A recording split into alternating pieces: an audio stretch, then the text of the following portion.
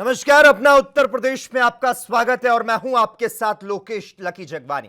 खबरों की शुरुआत करते हैं उत्तर प्रदेश की कुछ अहम खबरों के साथ। सीएम योगी आदित्यनाथ प्रदेश में चल रहे कोरोना वायरस को रोकने के लिए हर संभव कदम उठा रहे हैं, लेकिन इस समय डरने की बात यह है कि कोरोना संक्रमण के बीच इसे आपको बता दें जो प्रकोप है वो भी शुरू हो चुका है। कोरोना के साथ इंसेफेलाइटिस को रोकना एक बड़ी चुनौती है। सीएम योगी ने कहा कि इसे रोकने के लिए जिला स्तर पर डीएम की निगरानी में टीम 11 का गठन किया जाए।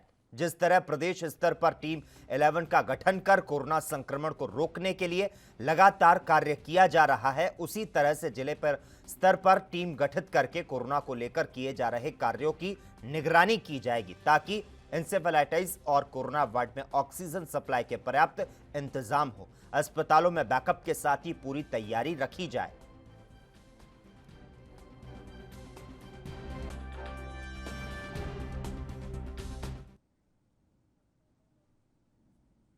लद्दाख सीमा पर भारत और चीन के बीच लंबे समय से तनाव बना हुआ है। 15 जून के लद्दाख के गलवान घाटी में दोनों देशों की सेना आमने सामने आ गई थी, जिसमें भारत और चीन दोनों देशों को भारी नुकसान हुआ। लेकिन उसी जगह पर चीन ने भारत के आगे घुटने टेक दिए और उसे पीछे हटना पड़ा, जिसे लेकर नोएडा में भारतीय रक्षा विशेषज्ञ एसपी सिन्हा ने कहा कि चीन से सजग रहने की जरूरत है, उसकी विस्तारवाद नीति जारी रहेगी। चीन पूरी तरह से डिसएंगेजमेंट के लिए मान गया है। ये प्रधानमंत्री मोदी जी की कूटनीति विजय है। जब मोदी जी सरप्राइज तरीके से ले विजिट किए थे, उन्होंने जो संदेश चीन को दिया था बिना चीन का नाम मेंशन किए, उल्लेख किए हुए, वो चीज़ असर लाया है चीन पे, और चीन गंभीरता से समझा है कि मोदी जी क्या कह रहे हैं। मोदी जी ने साफ शब्दों में कहा था कि जो विस्तारवाद की नीति में विश्वास रखते हैं, भूतकाल में ऐसे जो रखते थे, उनको या तो मौत हुई या उनको वापस जाना पड़ा। संदेश बहुत साफ था चीन को, या तो तुम्हारी मौत होगी या तुमको वापस जाना पड़ेगा। जो बॉल है तुम्हारे कोर्ट में है, तुम फैसला करो क्या चाहते हो, हम सब कुछ के लिए तैयार हैं। ये जो गंभीर संदेश था वो चीन के समझ में आ गया। एक बिंदु ही मैं जो कहना चाहता हूँ कि कंप्लीट डिसएंगेजमेंट का मतलब है डिसएंगेजमेंट एट डेस्पांग में, PP-14 में, हॉट स्प्रिंग गोगरा में, और जो 8 फिंगर हैं पैंगोंग सो लेक के उत्तरी साइड में, उसमें। ये चारों में डिसएंगेजमेंट हमको इंश्योर करना है। दूसरी बात जो मैं कहना चाहता हूँ कि चीन पब्लिकली अपना विस्तारवाद नीति का त्याग नहीं किया है। उसका दो कदम आगे एक कदम पीछे स्ट्रेटजी का त्याग नहीं किया है। वो उसकी जो है पाम और 5 फिंगर स्ट्रेटजी है। पाम है तिब्बत और फिंगर्स हैं नेपाल, भूटान, सिक्किम, अरुणाचल प्रदेश, लद्दाख। वो उसका त्याग नहीं किया है। तो एक फिंगर तो है ही लद्दाख 5 फिंगर स्ट्रेटजी में। तो हमको पूरी तरह से अपनी ट्रुप्स डिप्लॉयमेंट वैसे ही रखनी है, ट्रुप्स टू ग्राउंड डेंसिटी वैसे ही रखनी है। हमको अपना गार्ड नीचे नहीं करना है, क्योंकि चीन हमेशा मौके की ताक पे रहेगा। जहां उसको स्पेस मिलेगा उसका वो फायदा उठाएगा। ये चीन की नीयत रही है। कानपुर एनकाउंटर के मास्टरमाइंड विकास दुबे का जय वाजपेयी कनेक्शन भी बताया जा रहा है। एसटीएफ विकास के कारोबारियों ने पूछताछ जो है उसमें यह सामने आया कि इनमें से एक जय वाजपेयी है। विजयनगर में रविवार को 3 लावारिस लग्जरी कारें मिली और इन कारों का मालिक जय वाजपेयी है। ऐसी आशंका जताई जा रही है कि विकास को जिला पार करवाने में जय ने मदद की। 24 घंटे पूछताछ के बाद एसटीएफ जय को लखनऊ लेकर गई। सूत्रों के हवाले से खबर है कि जय जमीनों की खरीद फरोख्त करता था। वह विकास के बल पर विवादित जमीनें लेता था और फिर उन्हें बेचता था। इसके अलावा मार्केट में ब्याज पर रुपए बांटने का काम भी करता है।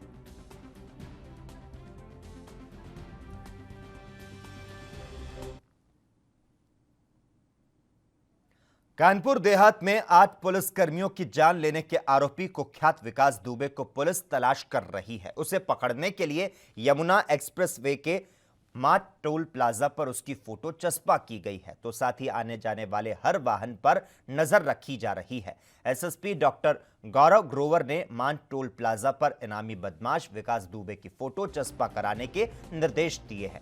उन्होंने टोल पर आने जाने वाले वाहनों पर कड़ी नजर रखने के निर्देश दिए।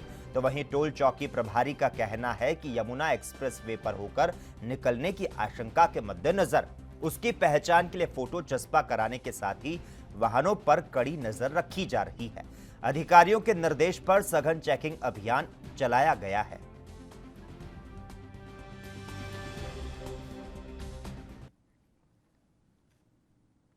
लखनऊ में कांग्रेस के वरिष्ठ नेता प्रमोद तिवारी ने कोरोना के बढ़ते मामलों समेत और कई मुद्दों पर अपनी राय रखी। क्या कुछ कहा उन्होंने, आइए आपको सुनाते हैं। कुछ कहानी समझ में नहीं आ रही है। जिस तरीके से, चूंकि आम आदमी पार्टी से कपिल मिश्रा बीजेपी में चले गए, वहाँ चुनाव लड़ रहे हैं, तो अब मेरी समझ में ये नहीं आ रहा है कि इतनी बड़ी घटना के जो सूत्रधार थे उनके भाषण सबने सुने हैं। आग लगाने वाले भाषण थे, उनको किस तरह क्लीन चिट मिली हुई है और किस तरीके से उनको बाहर रखा जा रहा है। तो भारतीय जनता पार्टी के जो लोगों ने दंगे को भड़काया, उसके संदर्भ में अगर रिपोर्ट मांगी है उच्च न्यायालय ने, तो मैं उसका स्वागत करता हूं और मुझे पूरा विश्वास है जो भी दंगाई हो, जिस पार्टी का हो, जिस जाति धर्म का हो, उसके खिलाफ कार्रवाई अवश्य सुनिश्चित की जानी चाहिए।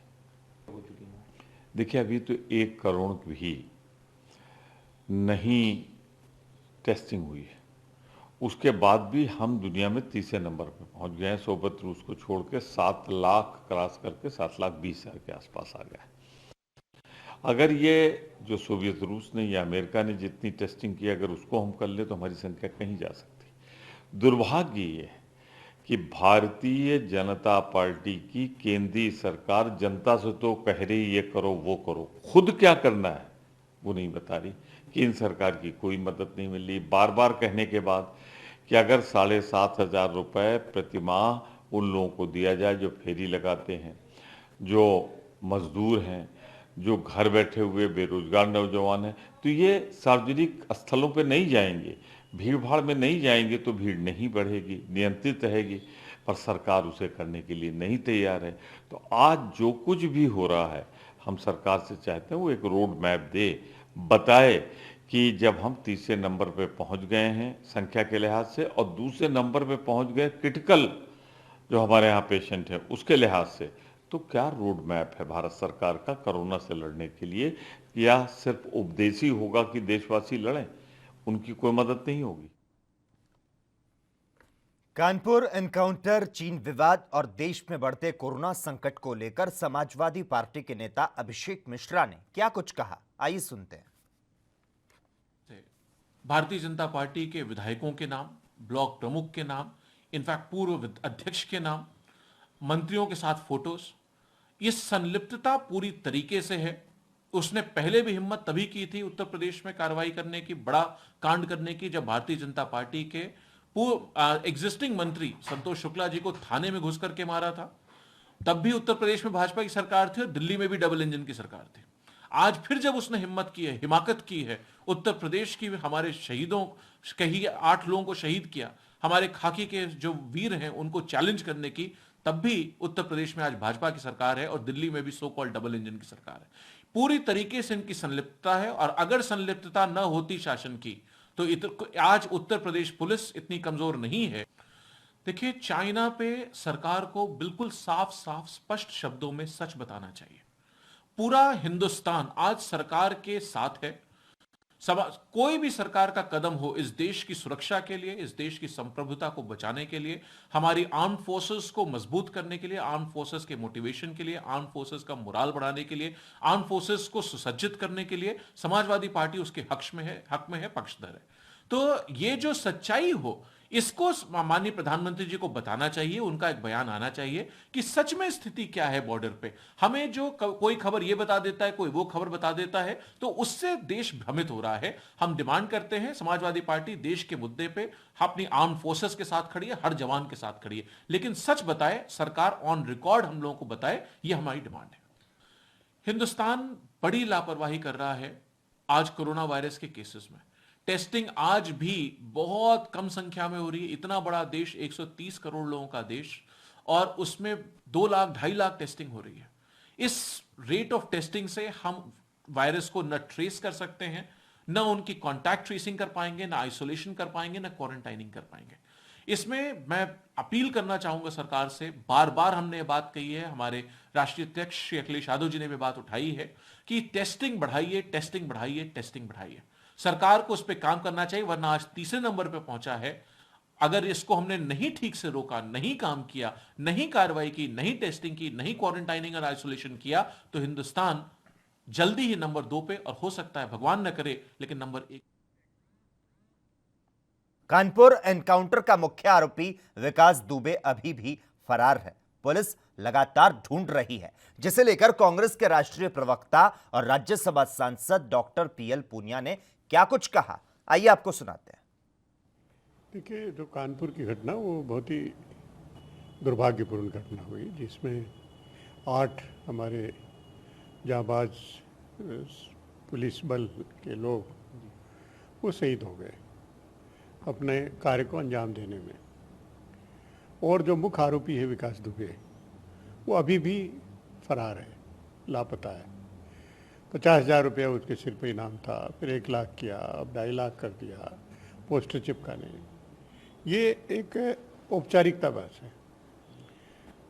ये हकीकत हमको स्वीकार करना चाहिए कि भारतीय जनता पार्टी के लोगों के संरक्षण में वो फलता फूलता रहा और अपने एक से एक संगीन घटनाएं अंजाम देता रहा। क्या वजह है, जब एक दर्जा प्राप्त मंत्री को दौड़ाते दौड़ाते थाने के अंदर जाके गोलियों से भून देता है। योगी जी की वो कहाँ रह गई जो चुनाव प्रचार के दौरान में कह रहे थे, बात कह रहे थे कि कोई अपराधी यहाँ नहीं रह पाएगा, या जेल में होगा या फिर छोड़ के भाग जाएगा। लेकिन ये तो खूब है, और ये हैं इसलिए कि रोजाना भारतीय जनता पार्टी के लोग थाने का संचालन कर रहे हैं। वो तय करते हैं कि कब कौन किसकी रिपोर्ट लिखी जाएगी, किसकी नहीं लिखी जाएगी। वो तय करते हैं कि किसको गिरफ्तार किया जाएगा, किसको नहीं किया जाएगा। और उस संदर्भ में जो वास्तविक अपराधी हैं वो छूट जाते हैं। वो छूट गए तो उनका मनोबल बढ़ेगा, अपराध होते रहेंगे, अपराध करते रहेंगे, तो अपराध कैसे रुकेगा। तो ये गंभीर मुद्दा है, और कहीं ना कहीं भारतीय जनता पार्टी को स्वयं अपना आत्मचिंतन करना चाहिए। देखिए, जो गलवान घाटी में कहा कि 2 किलोमीटर पीछे चीनी सेना वापस हुई है, और प्रधानमंत्री जी भी गए। भारतीय जनता पार्टी के लोग कह रहे हैं कि प्रधानमंत्री जी ने कहा था कि विस्तारवादी ताकतें सफल नहीं हो गई, इसलिए वापस हटना पड़ा। लेकिन उनको ये भी पूछना पड़ेगा, उनको जवाब देना चाहिए। प्रधानमंत्री जी ने कहा था कि हमारी भूमि पर, हमारी सीमा में कोई नहीं घुसा है, कोई हमारी सीमा के अंदर हमारी ज़मीन पर कब्जा नहीं है, कोई पोस्ट पे कब्जा नहीं है। तो फिर वो कहाँ से हट गए, किसी के से हट गए? वो हमारी भूमि में आए, हमारी line of control, actual control LEC को पार करके वो आ गए, तो वो बाहर आए। तो इसमें स्वीकार करना चाहिए उनको, और देश के सामने वस्तु स्थिति अवगत होना चाहिए, बताना चाहिए। इसमें कोई शर्म की बात नहीं है। पूरा देश हमारी सेना के साथ खड़ा है। पूरा देश जो भी कार्रवाई चीन के खिलाफ करेगी सरकार, उनके साथ खड़ा है, इसमें कोई संदेह नहीं है। दुर्दांत अपराधी विकास दुबे 106 घंटे से 8 पुलिस कर्मियों को शहीद कर गायब है। विकास दुबे के अभी तक गिरफ्तार न होने के चलते सीएम योगी खासा नाराज हैं। आज उन्होंने यूपी पुलिस के डीजीपी को आवास पर तलब कर सख्त हिदायत दी कि कोई भी अधिकारी जो विकास दुबे को ढूंढने के लिए लगाए गए हैं, उन्हें खाली हाथ मुख्यालय लौटने की कोई जरूरत नहीं है। 106 घंटे से गायब दुर्दांत अपराधी विकास दुबे को लेकर के उत्तर प्रदेश के सीएम योगी आदित्यनाथ काफ़ी सख्त नजर आ रहे हैं। कुछ देर पहले यूपी पुलिस के डीजीपी को यहां पर सीएम योगी ने तलब किया और उनसे साफ तौर पे कहा है कि जो भी पुलिस के आला अधिकारी हैं जो कानपुर में हैं और विकास दुबे की तलाश में जगह जगह दबिश डाल रहे हैं, किसी को भी खाली हाथ मुख्यालय आने की जरूरत नहीं है। कैसे भी करके विकास दुबे को अरेस्ट करिए। दूसरी ओर विकास दुबे लगातार प्रयास कर रहा है कि वो कहीं पर भी किसी भी कोर्ट में सरेंडर करने को पा जाए। सूत्रों के हवाले से जानकारी मिल रही थी कि विकास दुबे नोएडा या दिल्ली में है, छुपा हुआ है और दिल्ली की कोर्ट में सरेंडर करना चाहता है। इसके लिए यूपी पुलिस की 2 टीमें दिल्ली में भी हैं और लगातार विकास के जितने भी परिचित हैं उनके यहाँ दबिश दी जा रही है और सीधे तौर पर कई ऐसे चर्चित नाम सामने आ रहे हैं जो विकास के मददगार रहे हैं और कहीं ना कहीं इसमें यूपी पुलिस के भी कई चेहरे हैं। पूर्व एसएसपी अनंत देव के ऊपर भी अब कार्रवाई हो रही है। आईजी लक्ष्मी सिंह लखनऊ से कानपुर पहुंच चुकी हैं और उनसे पूछताछ जारी है, क्योंकि साफ तौर पर दिवंगत सीओ ने आरोप लगाए, दिवंगत सीओ ने एक चिट्ठी दी थी एसओ के खिलाफ कार्रवाई करने को और विकास दुबे के खिलाफ कार्रवाई करने को। वो चिट्ठी वायरल हुई, उसके बाद अब अनंत देव भी कहीं ना कहीं जांच के घेरे में आ गए हैं। सीएम योगी खासा नाराज नजर आ रहे हैं और साफ तौर पर उन्होंने पुलिस अधिकारियों को हिदायत दी है कि कोई भी खाली हाथ मुख्यालय ना लौटे, किसी को भी मुख्यालय खाली हाथ लौटने की जरूरत नहीं है। कैसे भी करके विकास दुबे को पकड़ा जाए। कैमरा पर्सन हमजा के साथ Puneet Mohan, ANB news, Lucknow. Gangster Vikas Dubey पर उत्तर प्रदेश प्रशासन का शिकंजा अब बढ़ता जा रहा है। मंगलवार को लखनऊ प्रशासन की टीम विकास दुबे के घर पर पहुंची। कानपुर में हुए एनकाउंटर में विकास दुबे के गैंग ने 8 पुलिस वालों को मार दिया, जिसके बाद से उस पर एक्शन तेज हो गया है। विकास दुबे का कानपुर वाला घर पहले ही ढाया जा चुका है, ऐसे में अब लखनऊ का घर भी ढाया जा सकता है। लखनऊ में कृष्णा नगर के इंद्रलोक में विकास दुबे का घर स्थित है। एलडीए की टीम उसके घर का मुआयना कर चुकी है। मकान को गिराने की प्रक्रिया पर काम जो है वह भी जारी है।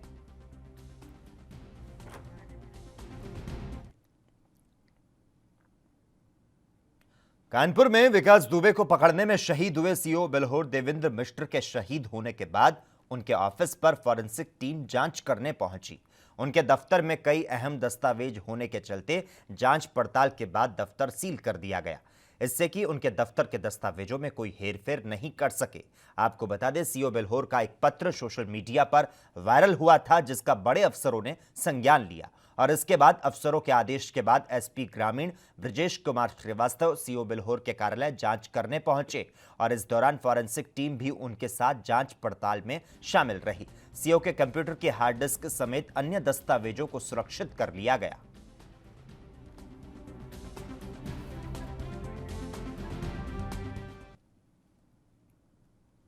कानपुर के बिकरू गांव में गैंगस्टर विकास दुबे और पुलिस के बीच मुठभेड़ के 4 दिन पूरे हो चुके हैं। विकास का 5वें दिन भी कोई सुराग हाथ नहीं लगा। उस पर अब तक 2.5 लाख का इनाम घोषित किया जा चुका है। यूपी एसटीएफ और कानपुर मंडल की 40 टीमें उसकी तलाश में लगी है। उधर जिस बिकरू गांव में बीते गुरुवार को डीएसपी समेत 8 पुलिस वालों की हत्या की गई, वहां अभी हालात सामान्य नहीं हुए। डर और आशंकाओं के बीच गांव की गलियां सूनी पड़ी है। कोई कुछ भी बोलने को तैयार नहीं है। एक रिपोर्ट देखिए।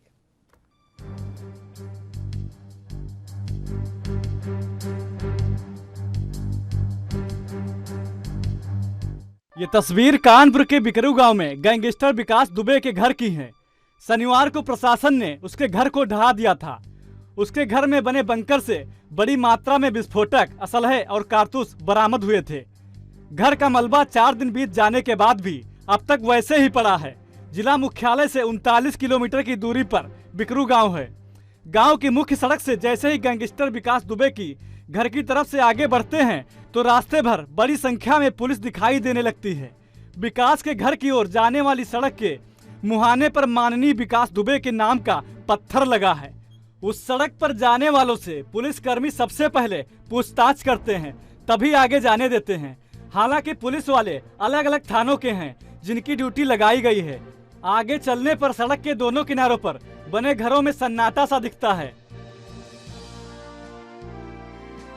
फिलहाल अब बात करें पुलिस की कार्रवाई की तो विकास दुबे और उसके गैंग के 8 पुलिस वालों की हत्या के आरोप में पुलिस ने 3 और लोगों को गिरफ्तार कर लिया है।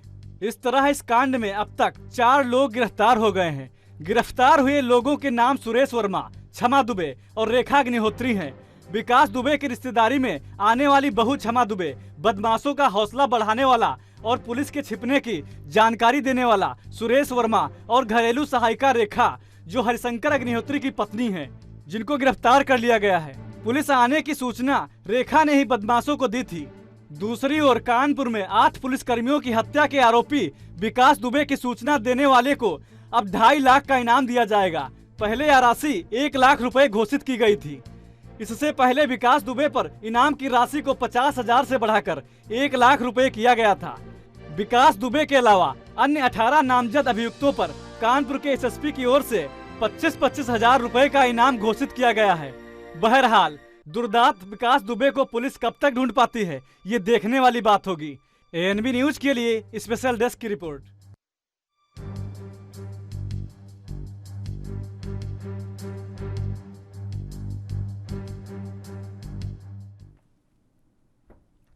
वहीं रोडवेज एम्प्लॉयज यूनियन अब उत्तर प्रदेश सरकार के विरोध में उतर आई है। रोडवेज कर्मियों ने सरकार पर विश्वासघात करने का आरोप लगाया।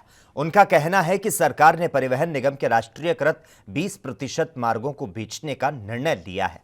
संगठन का मानना है कि सरकार के इस निर्णय से नियमित और संविदा पर नियुक्त रोडवेज कर्मियों का भविष्य खतरे में पड़ जाएगा और इसके विरोध में यह प्रदर्शन किया गया।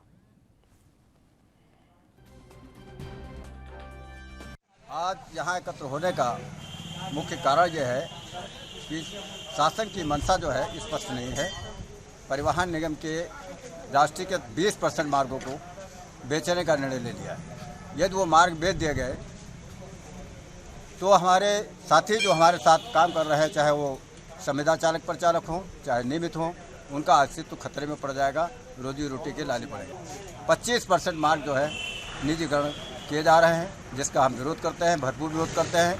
और इसके बाद ये शासन अगर उसकी मंशा साफ नहीं होती है और अपना निर्णय लेती है तो निश्चित है कि हम आगे की गंभीर लड़ाई लड़ेंगे, जिसमें हड़ताल भी हो सकती है, चक्का जाम भी हो सकता है, सड़कों पे आंदोलन भी हो। वहीं बाबा रामदेव के सामने एक और मुसीबत आ गई है। महर्षि पतंजलि का नाम इस्तेमाल करने को लेकर बाबा को नोटिस मिला है। सुप्रीम कोर्ट के वकील शिव कुमार त्रिपाठी ने रामदेव बाबा को नोटिस दिया है। उनका कहना है कि बाबा रामदेव ने योग जनक महर्षि पतंजलि के नाम का व्यवसायीकरण किया है। शिव कुमार त्रिपाठी का कहना है कि नोटिस रिसीव होने के 7 दिन के अंदर अगर उन्हें जवाब नहीं मिलता तो वह कोर्ट की शरण में जाकर बाबा रामदेव के खिलाफ PIL दायर करेंगे। मैं Shiv Kumar Tripathi advocate supreme court में वकालत करता हूं और जनपद गोंडा का मूल निवासी हूं। मैंने एक याचिका जो नोटिस के रूप में मानिए, अब याचिका ही समझिए, जो कि नोटिस दिया, मैंने एक रिक्वेस्ट भी किया है और उनसे ये कहा भी है कि अगर आप जो है इस संबंध में जो पतंजलि ऋषि का नाम का इस्तेमाल हो रहा है वो आप दुरुपयोग कर रहे हैं और उसके संबंध में जो भी व्यापारिक आप कार्य कर रहे हैं उसको कार्य को बंद करने के लिए भी कहा गया है कि आप जो है पतंजलि का इस्तेमाल इसलिए नहीं कर सकते कि वो एक सामाजिक आदमी थे, वो किसी को बिकने के लिए नहीं थे, वो तो देव रूप माने गए थे। उन्होंने योग का सूत्र दिया था। उनका ये मानना था कि ये योग अगर घर घर पहुंचेगा तो शायद लोग स्वस्थ और। वहीं संभल से एक डॉक्टर की शर्मनाक करतूत की खबर सामने आई, जहां डॉक्टर ने पथरी का इलाज कराने आई महिला को पहले नशे का इंजेक्शन लगाया और फिर रेप किया। इसके अलावा हद तो तब हो गई जब इस शर्मनाक करतूत का डॉक्टर ने वीडियो बना लिया। फिलहाल डॉक्टरी के पेशे को कलंकित करने वाले आरोपी के खिलाफ पुलिस ने केस दर्ज किया है, लेकिन डॉक्टर क्लिनिक छोड़कर फरार है।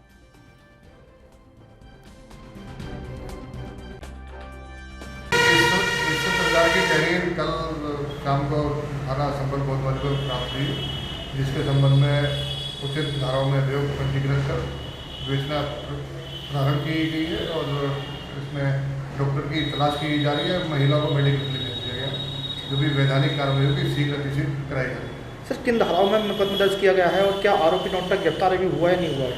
गिरफ्तारी के प्रयास किए जा रहे हैं। धारा 328 है, 376 है, 67 है। वहीं चंदौली जनपद में पुलिस ने खून की तस्करी के आरोप में 3 अभियुक्तों को गिरफ्तार करके जेल भेज दिया। इसमें शुभम पैथोलॉजी के संचालक शशिकांत यादव समेत स्वास्थ्य अस्पताल के संचालक भी शामिल हैं। फिलहाल इस मामले में स्वास्थ्य अस्पताल समेत वैभव पैथोलॉजी और शुभम पैथोलॉजी को सील किया गया, तो साथ ही इसकी जांच के लिए एसआईटी का गठन कर दिया गया है।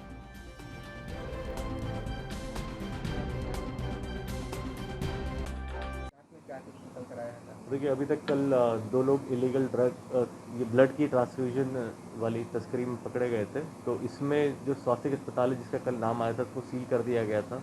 और अभी जांच से ये पता लगा कि 1.5 साल से करीब ये इन लोगों से खून ले रहे थे और हर महीने करीब 10 से 15 लोग को खून चढ़ रहा था। और जो बॉटल्स का इन्होंने रेट बताया है, जो आपको बताया था कल में 2,500 इनको मिलता था, तो ये लोग करीब 8 से 10,000 में ये लोग पाते थे जो पेशेंट हैं उन लोगों से। और ये सब निकल के आए। तो इस समय हमें केपी सिंह जो मालिक हैं स्वास्थ्य के, उनको और इनका मैनेजर है रामजन्म पांडे, इन दोनों को जुडिशियल कस्टडी के लिए भेजा है। और साथ में जो पैथोलॉजी कल पकड़ी गई शुभम पैथोलॉजी, उसका जो प्रोप्राइटर है शशिकांत यादव, उसको हमने जुडिशियल कस्टडी में भेजा है, जहाँ पर वो लोगों का खून। तो खून की तस्करी के आरोप में इस तरह की जो कार्रवाई की गई है वो वाकई में काबिले तारीफ है। और इसी के साथ ही अपना उत्तर प्रदेश में इतना ही, लेकिन देश और दुनिया की तमाम अहम खबरों के लिए लगातार आप जुड़े रहिए और देखते रहिए ANB न्यूज़।